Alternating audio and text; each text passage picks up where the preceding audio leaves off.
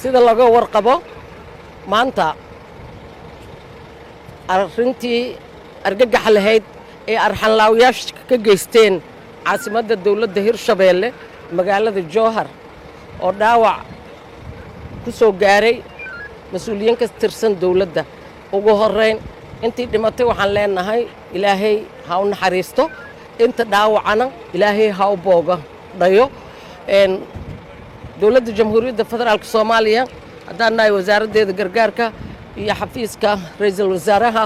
oo ugu horeeyay BS-ka kadib markii ay xiriir la sameeyeen madaxweynaha dawladda Hirshabeelle ra'iisul wasaaraha dalka mudane Xamse Cabdi Barre ra'iisul wasaare ku-xigeenka kulankii uu saakin noo qabtay haddii aan nahay BS-ka iyo haddii aan nahay gudoomiyaha New York iyo agaasimayaasha xafiiska ra'iisul wasaare Xamse aniga iyo agaasimaha guud ee wasaaradda gargaarka looma kala harin maanta waxaa noo suurta gashay inaan si degdeg ah ugu dirno gurmadka laba diyaaradood iyo daawo dadkii dhaawaca fudud ahaa oo ku haray magaalada Jowhar si ay uga qaataan